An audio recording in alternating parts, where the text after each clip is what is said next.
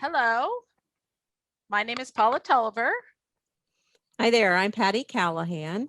and we are here to present the topic. We're from the Caregiver Toolbox, the Planning Ahead series. This is financial realities of paying for care with Medicare and Medicaid. There are handouts to accompany this presentation. So first, we're going to start with the Medicare side. Okay, Medicare is a healthcare program, which is a federal program. It's a federal health insurance program, and it's basically intended for people who are age 65 and older.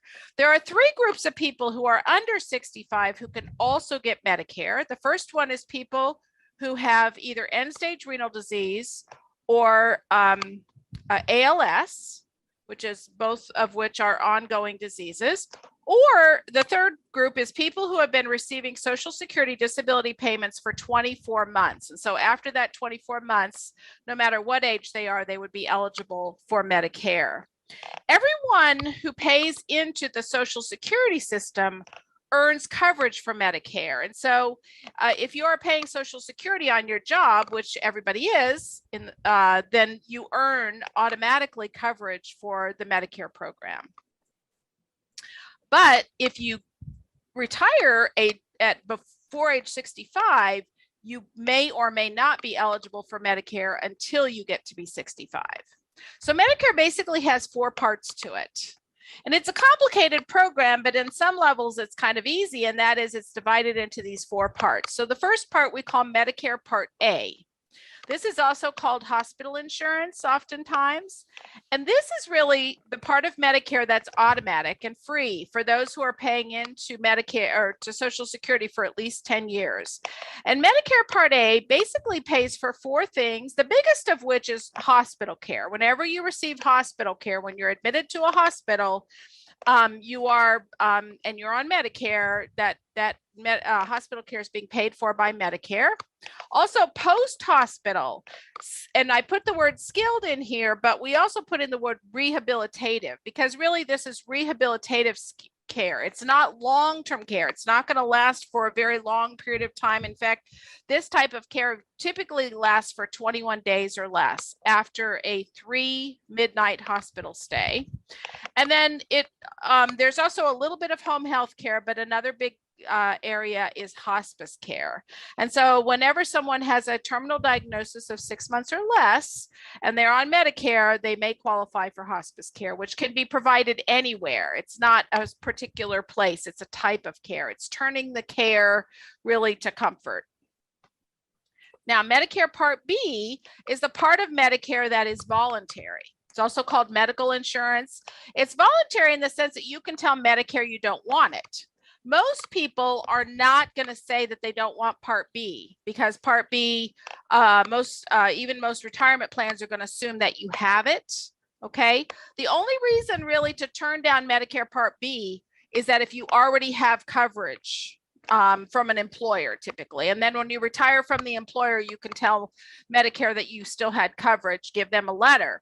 Because otherwise, if you just turn it down because you don't want to pay the premium and you need it 5 years later, they're going to put a fee on, they call it a penalty fee for not enrolling when you could. The current premium for people ranges from about $148 to $207, depending on when you actually retired. And it covers basically doctors, that's the big one, lab or diagnostic services, all sorts of therapies, speech therapy, occupational therapy, physical therapy, some durable medical equipment, but you always would have a prescription for that. Very, very limited ambulance service and home health care. And the way it works is there is a deductible of $203 a year. And after that, Medicare Part B pays 80%. And you pay 20% of the bill. Ohio has what we call a balanced billing ban, which says that you still have to pay the 20% that Medicare doesn't pay, but providers cannot overbill you or balance bill you. They have to accept Medicare's coverage as final. Now, Medicare Part C is very different. In fact, here's how I kind of present it. Medicare basically is a little bit like that old show, The Price is Right. There's door 1 and door 2. Okay, door 1 is Medicare Part A, Medicare Part B, and Medicare Part D. for drugs, and then maybe a Medicare supplemental plan. You can trade all that in and just go for Medicare Part C. Medicare Part C is Medicare Advantage plans, and these basically operate very much like HMOs, in some cases PPOs or preferred provider organizations, health maintenance organizations. And basically, they offer you Part A, Part B, and Part D coverage. Okay, so you kind of trade in door one and you go into a Medicare Advantage plan. However, when you go into one of these plans, you agree to go to providers who are in the plan's network. With HMOs, you completely go to the network. With PPOs, you pay a lower cost in the network, but there are some providers that you could still go to that are outside the network. These plans typically offer prescription drug coverage, and the plan service area typically is limited to a city or a county or a healthcare system, whereas Medicare itself is a nationwide plan. So if you move to California and you have Medicare, you don't have to reapply. You're on Medicare. But if you are on a Medicare Advantage plan and you live in Ohio and you move to California, you're probably going to have to quit the Medicare Advantage plan here and look at what your options are in California. Now, when you quit here, you go back into just regular door A, traditional Medicare. But then you can actually add a Medicare Advantage plan if you're moving someplace else. Okay. Plans do charge you, you pay the Part B premium, and then a lot of them have like a monthly cost. Now, if you choose door A, okay, you're not in a Medicare Advantage plan, but if you choose door A, you also would be looking at purchasing a prescription drug plan. These are available to all Medicare beneficiaries. If they're not receiving a plan through another source, like if you're still employed and your employer is giving you a prescription drug plan, then you can waive this. Sometimes people are getting their prescriptions through the VA, which is another place where sometimes this can be waived. But the way it works is you sign up for a Part D prescription plan, and there are about 30 of those available in Ohio.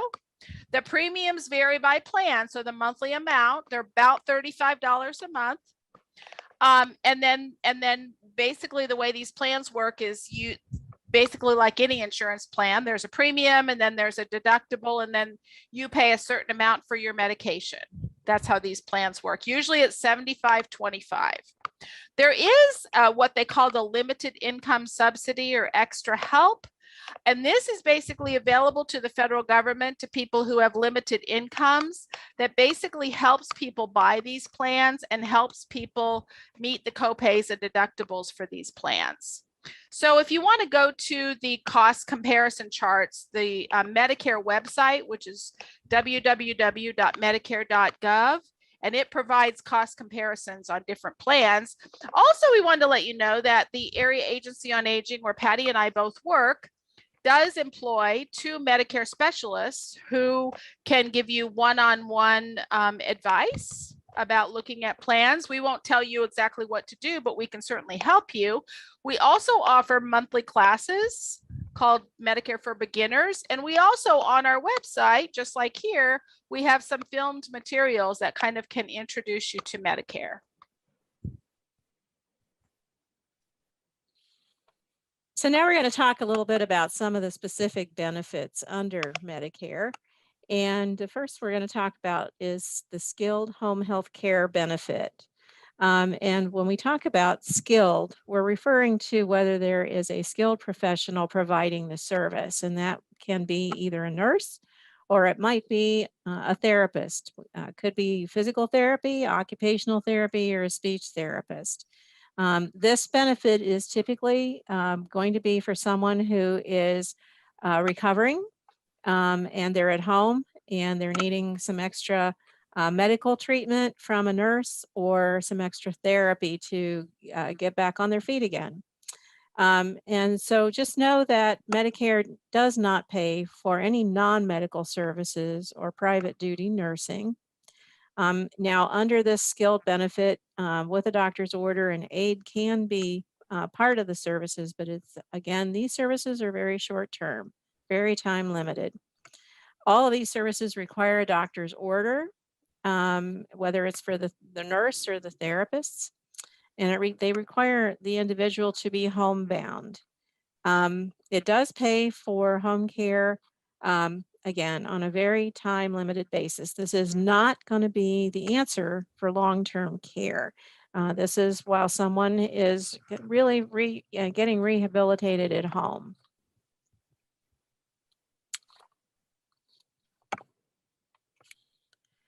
And so I mentioned that the type of services include skilled nursing, and that might be for wound dressing changes, might be handling an ostomy or a PICC line for IV therapy, and then the speech, physical, and occupational therapies. And again, a home health aide can be included. Typically, there are not going to be a lot of visits from an aide under this benefit, maybe a couple of times a week for an hour or two at a time. Some medical equipment, including hospital beds or wheelchairs, are covered under this benefit. And one of the other pieces that can be provided by either the nurse or the therapy staff is patient and caregiver teaching, whether it's to manage medications, whether it's how to use a piece of medical equipment, or whether it's how to safely transfer someone. A therapist might be teaching a caregiver how to do that. Those are all some of the things that might be covered under this skilled benefit.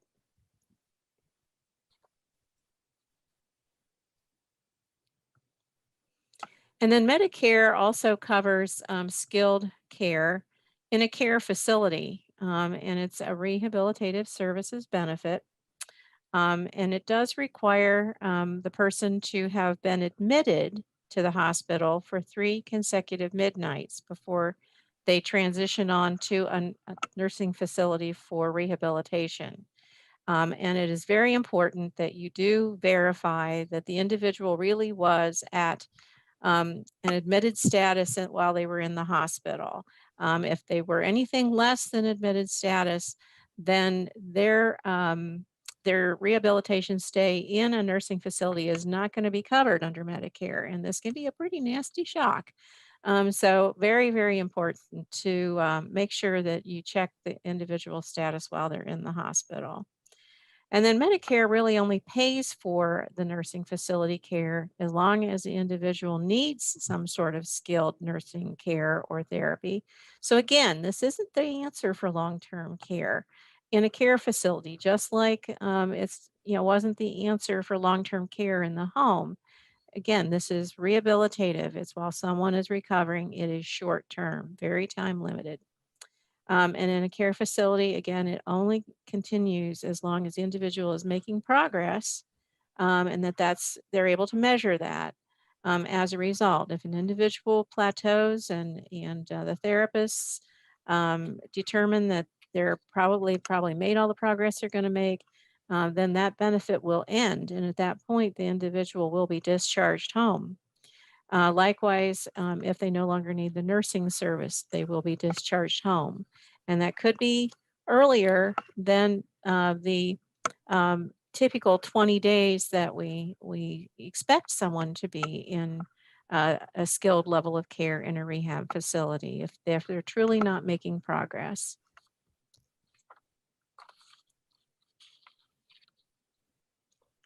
And Medicare also has a hospice benefit. It does require a diagnosis from the doctor that, based on the individual's diagnosis, you would expect that they do not have more than 6 months to live. Now, this benefit can be renewed if someone does not, if that doesn't really occur within that 6-month period. They just do an assessment and recertify the individual for hospice care. The hospice benefit covers every bit of care that's totally related to the terminal diagnosis. It's not necessarily going to cover any other conditions. It will focus on pain and symptom management, and what we call that comfort care or palliative care. It does not cover curative treatment for diseases and conditions.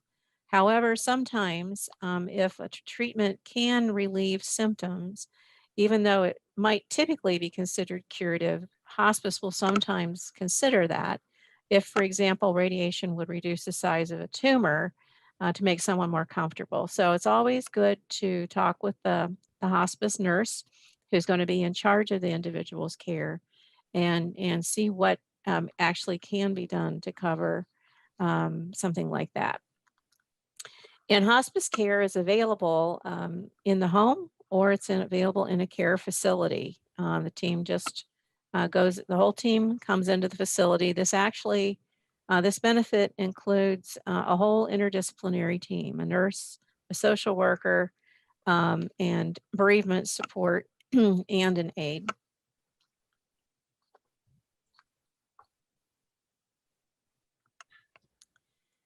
And Medicare has, there are policies that are written we call supplemental insurance, Medicare supplemental or Medicare Medigap policies. They are regulated and standardized in the state of Ohio. There are 7 types, and they all kind of pick up where Medicare leaves off in paying for various types of care. So that would be copays and deductibles.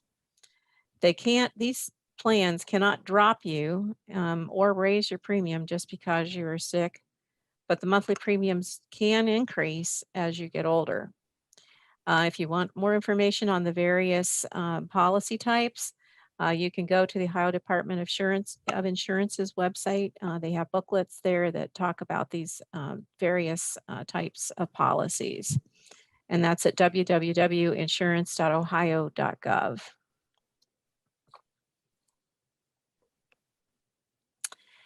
Long-term care insurance is actually what pays for ongoing care. This is, well past when someone is receiving any sort of rehabilitative care, but when someone is going to need help going forward for an indefinite period of time. This type of insurance policy is not regulated or standardized in Ohio. So it is definitely buyer beware. There's good policies and bad policies out there. You just have to be careful not to be pressured into buying and really examine whether or not this type of insurance is something you even need. This has something to do with delaying the time where Medicaid would then be picking up for the cost of long-term care, and that may or may not be something that's important to you. So get some good sound counseling from an insurance professional before you decide to help you decide whether or not you need this type of insurance. It can cover care in both a nursing facility and at home, and these days sometimes assisted living as well. It does get more expensive as an individual gets older or develops more medical conditions. And again, you can get some great information out there at the Ohio Department of Insurance's website to help explain these policies and what to look for as you're comparing them.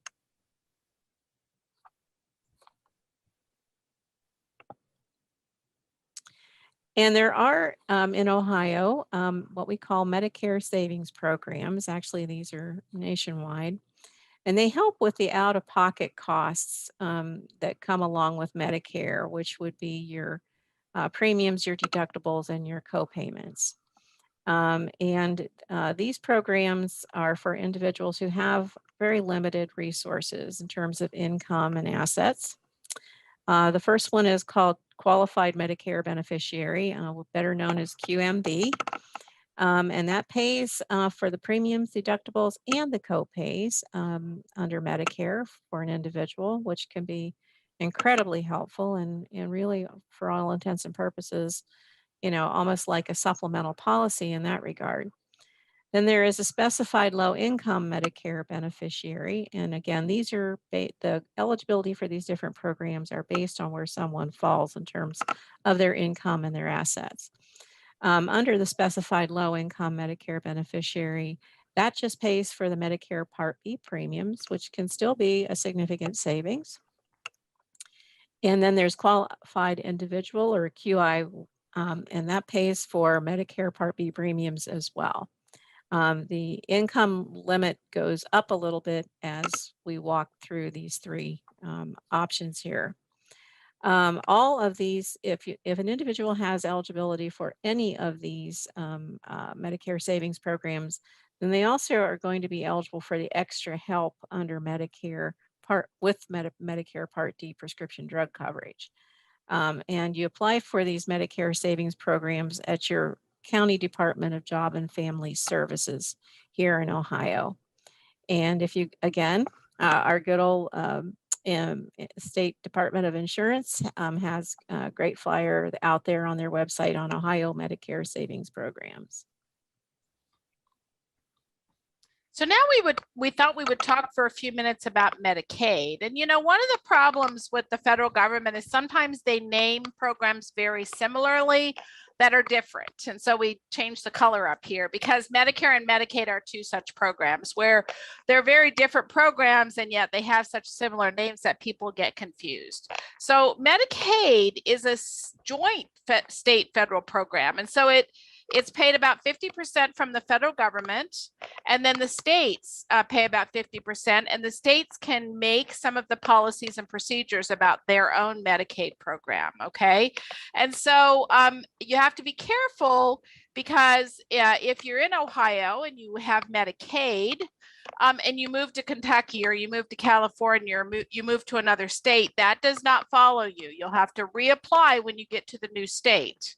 And the states do vary, the programs vary from state to state. So even though the federal government kind of is in charge of the whole thing, there is a lot of variability from state to state, and these programs don't follow you from state to state. You have to reapply. And I always tell people who are moving from state to state, do your homework a little bit, because don't assume that if someone has Medicaid that you can just move them and all of a sudden they're just not, you're going to have to reapply. Okay.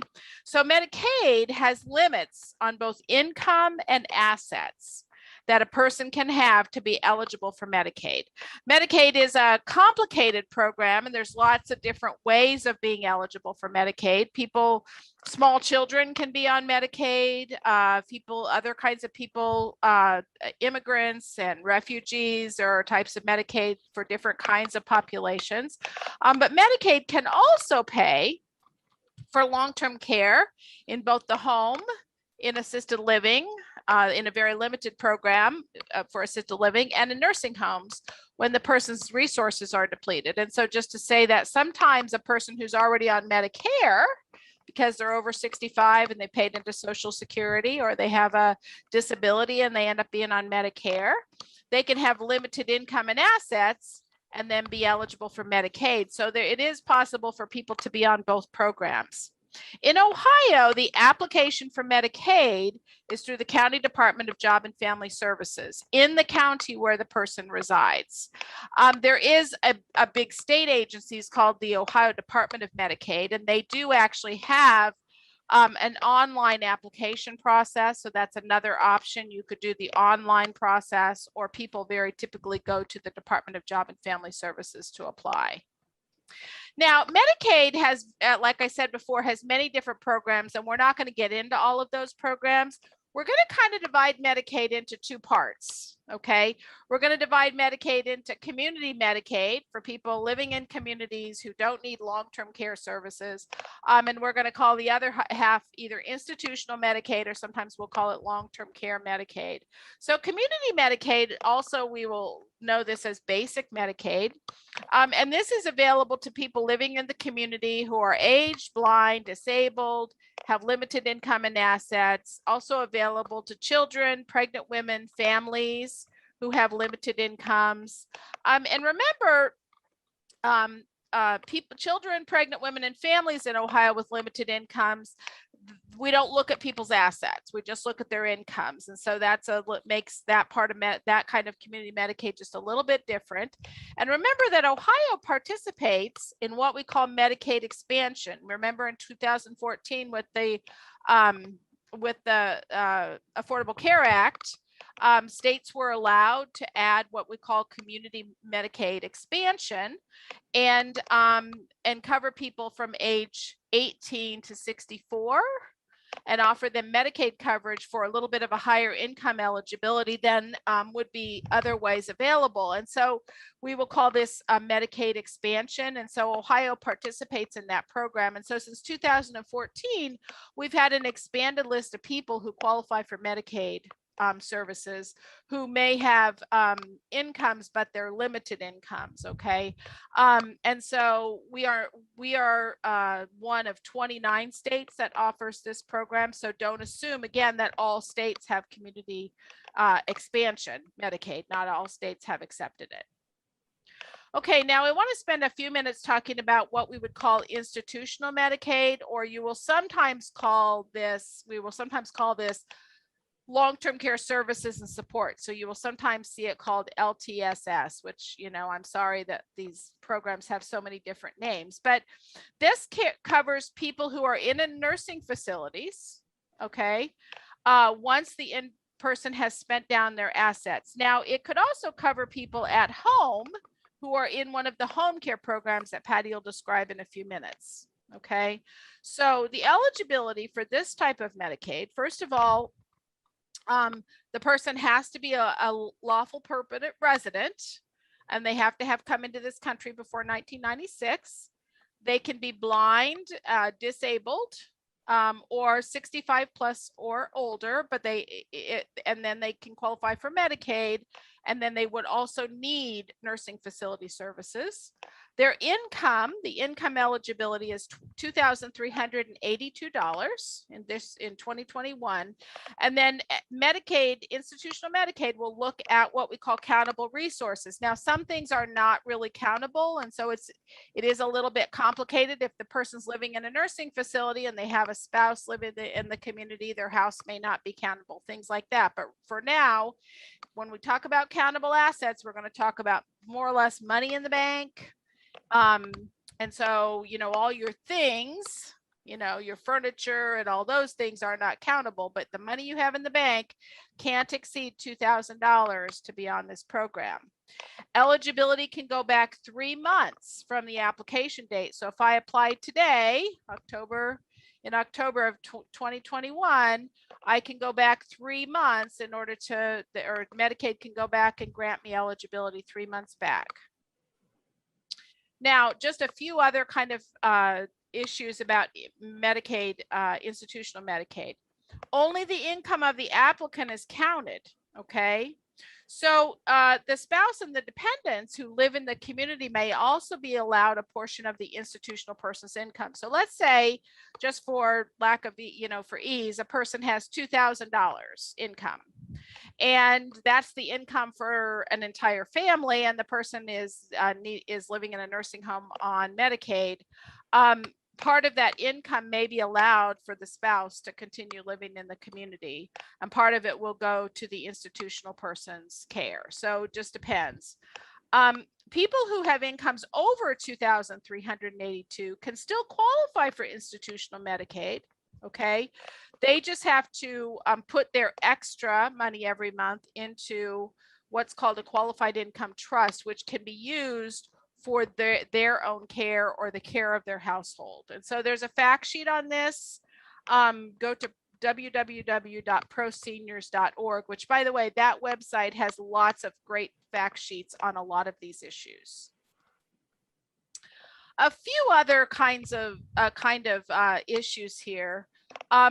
Countable assets is what we kind of talked about earlier, and that means, really money, things that we can get to, not, selling all your furniture and trying to get the money from that. Now, for a spouse, half of what they'll do for a couple is that they'll cut the couple's assets, the countable money, in half. And half of that stays with the person who's not institutionalized, and the other half has to be paid for the person who's in the long-term care, either facility or at home. Okay, so half, and this is called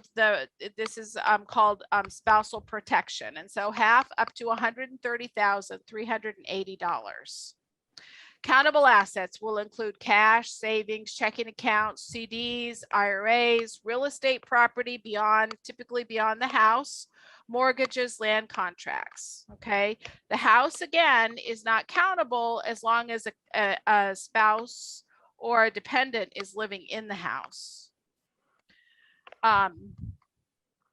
For single individuals not planning to return home from a nursing facility, the house does become a countable asset. Okay. And so let's say that I moved to a nursing facility, my house, which is in my name, is in the community. And I decide I'm not going home, I have to stay there. Then we would sell the house and that money would go in to pay for my care before I would be able to access Medicaid for that care. And again, there's all these non-countable assets like personal belongings, also prepaid burial plans, some very limited life insurance policies. And then a last issue here is that assets which are transferred for less than fair market value within 60 months, and that's 5 years of applying for Medicaid, may result in a penalty. The penalty is the denial of Medicaid benefits for a period of time that the assets would have paid for the nursing home care. So as an example, if I have a house that's worth $100,000 and I sell it to my son for $2 and I go into a nursing facility 6 months later, that's less than 60 months, it's less than 5 years, Medicaid's going to assume that $100,000, most of it is still available to me, and it's going to assume that I'm going to use that to pay my bill before it would kick in. So that's how that works. And so I tell people we call this a 5-year or 60-month look back period, and that's how Medicaid works. And this is particularly for people who are thinking of transferring assets to non-spouses. Remember, spouses are allowed and dependents are allowed to live in the house, and it is a non-countable asset. By the way, these rules are we're just going over them very superficially, but we do have some places in the handouts where you could look and get more specific information on this issue. Patty? In addition to the benefits under Medicaid for care in a care facility, Medicaid also can pay for care in the home for someone who is at a nursing home level of care. And so these programs are referred to as Medicaid waivers. And they are intended for someone who prefers to live at home with the services coming to them in the community. This type of Medicaid uses the same income and asset rules as Paula was just reviewing for institutional Medicaid. And then an individual must be determined to be at the level of care that's typically provided in a nursing facility. And it is the area agencies on aging that make that assessment, make that determination. The services that are available under the home care waivers include personal care, and these are aides, a homemaker, or chore services, all provided by aides in the home. Adult day services, where an individual can go out of the home to a center for all or part of the day and have activities and receive their noon meal and have supervision. They cover home delivered meals, medical transportation, emergency response units, where an individual can wear a pendant or bracelet and press a button and call for help in an emergency. Some medical equipment and supplies are covered under Medicaid. Home modifications for safety and accessibility are also covered under these waivers. So that might be things like putting in grab bars or ramps, or modifying a tub to a shower so that someone who's using a wheelchair can use that shower more easily. These are all things, again, that can be covered under the Medicaid waiver programs. And again, you would apply for this type of Medicaid just as you apply for the Medicaid for a care facility through the County Department of Job and Family Services. Okay. For individuals who are 60 and older, the Medicaid waiver is called Passport. There are many different waivers in Ohio, that is just one of them. And you would apply for that waiver, the Passport waiver, through the Area Agency on Aging that serves the county that the individual lives in. It starts with a phone screening with the Area Agency on Aging, and then they will make arrangements for someone to do an assessment to determine that level of care and what the individual's care needs are. And then again, you would do the application for institutional Medicaid or long-term care Medicaid through the County Department of Job and Family Services. These assessments are free, and if the initial assessment finds that the individual is not at the level of care required by the program, it's not something that will prevent them from reapplying later. You can always reapply because obviously an individual's needs may change over the course of an injury or illness. Individuals who have both Medicare and Medicaid, once they start out in Passport, then they will transition to what we call the MyCare waiver in Ohio. And that's really a pilot project that's in certain counties here in Ohio. And it provides for a managed care organization to coordinate an individual's health care and long-term care benefits for those folks who do have both Medicare and Medicaid. So you actually could have MyCare and not necessarily be enrolled in a waiver if you have both Medicare and Medicaid.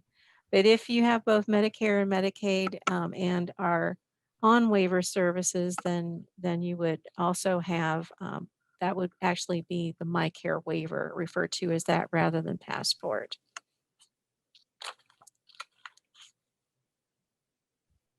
Okay.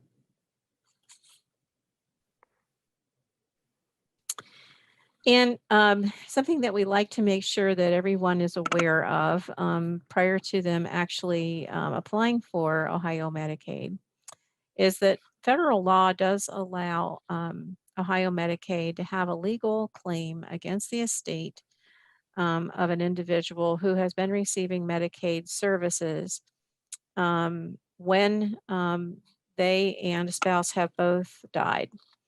And there are no surviving children under the age of 21 and no surviving disabled children.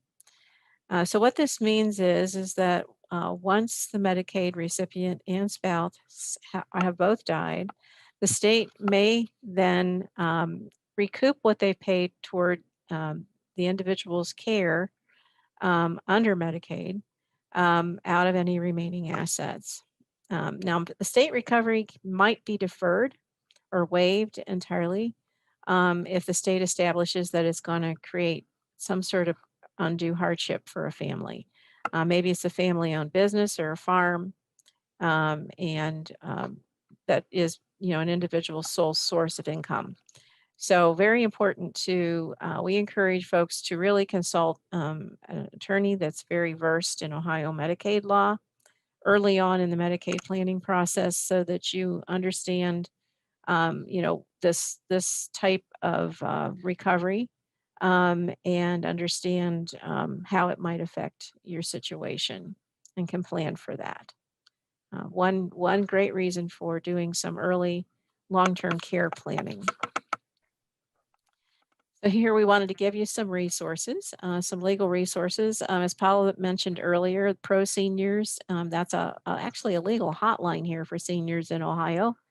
And they will field questions from individuals 60 and older and their caregivers. And they also have just a wonderful website with a wealth of information out there on all sorts of Medicaid topics, and the long-term care, institutional Medicaid, and the home and community-based services Medicaid or the waivers. But they also have fact sheets on all sorts of legal issues that might occur.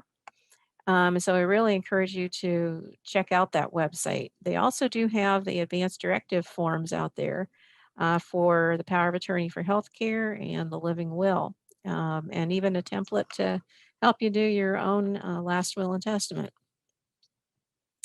For Medicare questions, you can certainly call us and speak to our specialists here at the Central Ohio Area Agency on Aging. We do provide one-to-one counseling with callers, and we do have Medicare for Beginners training and a video series on our website there at coaaa.org. We've given you the specific link there. And then in Ohio, as in all states, there is a senior health insurance information program in Ohio. It's called OSHIP, and that is their toll-free number. And they also have individuals there at that hotline who can answer Medicare questions for you. And of course, you can always go to Medicare directly to get answers. And there's also a wealth of information at Medicare's website, medicare.gov, with some excellent tools out there to help you choose various types of providers, whether it's a nursing facility or a doctor. There are tools out there that can give you information on quality and help you make a selection.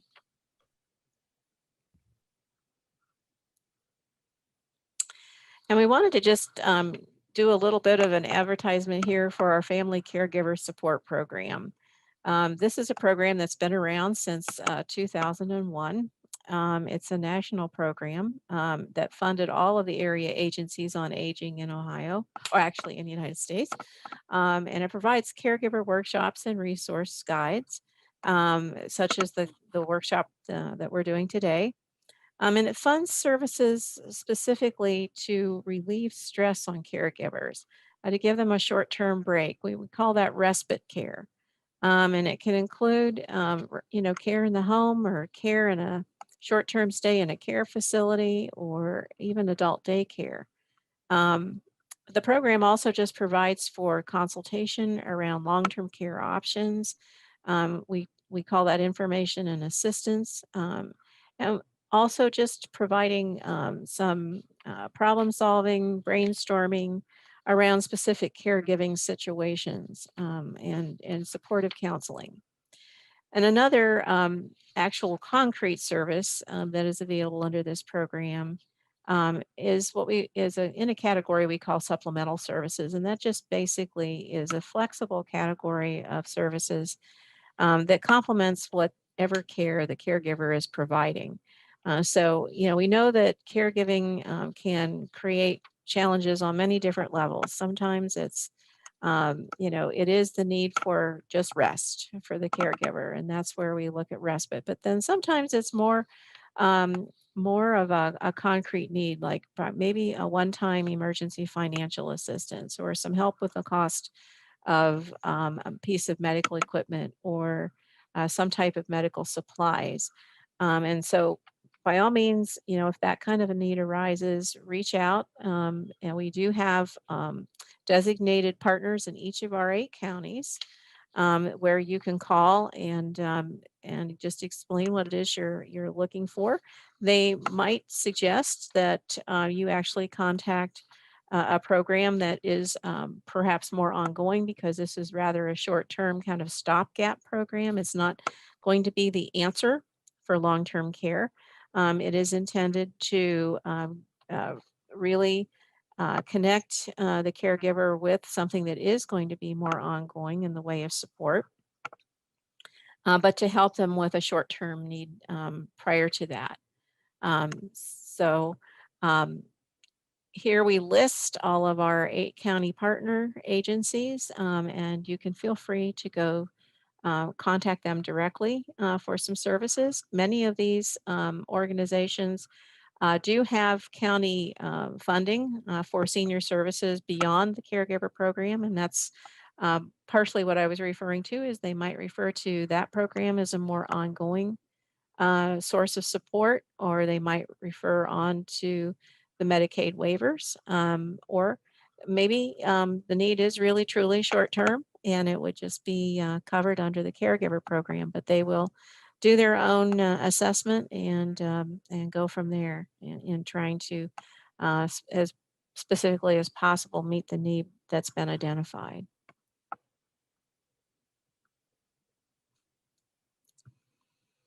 And as part of the caregiver program here at COAAA, we developed a whole series of guides that are out on our website, or we can mail you a copy, a hard copy of the individual guides.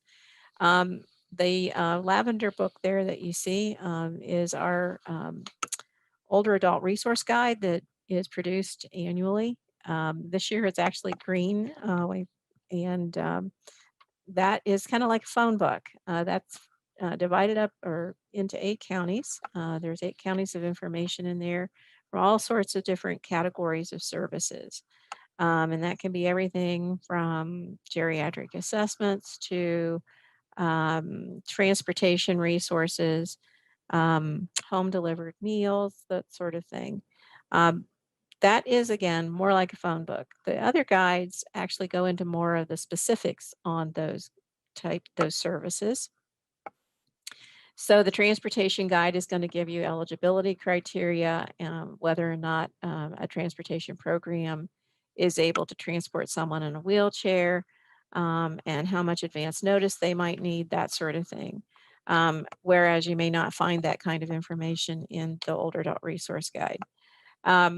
And then when some of those guides are more specific to the needs of a caregiver, there is one that is for caregivers who are going to be paying privately for care. And in that guide, that's the private home care guide. In that guide, we do provide a list of organizations that provide various types of services. Those organizations that are listed contract with the state for services to provide services for passport consumers. But it is to give you a starting point and to also give you some pointers on how to choose maybe a home care agency, how to choose an adult daycare program. Then we also have a guide for families who may be hiring an individual service provider. And they're going to be needing to check their own maybe their homeowner's insurance. They're going to be maybe doing their own background checks of an individual, checking references, handling payroll. And so all of those considerations we realize, are pretty alien to families if they're not typically used to being an employer. And so we've tried to give you some guidance there to help you through that process. And then the long-term care and hospice guide just lists all the care facilities, both assisted living and nursing home facilities in our 8 county service areas. It also does list the adult care homes in there and all of the hospices in our 8 county service areas. And then some of the guides are more specific to individual services, such as the transportation guide, and the utility assistance guide and the housing guide. The housing guide lists all of these subsidized housing where rent is set at 30% of income, and all of the tax credit properties in our 8 county service area. Right now, we know that housing is a very critical need for many people, in that we don't have enough affordable housing. We do have a lot of waiting lists everywhere, so we list the properties in there, and we encourage folks to consider getting on those waiting lists if you're going to need your rent set at 30% of your income. Because we know that, often a fixed income can make it very difficult in today's housing market to afford safe housing in a safe area.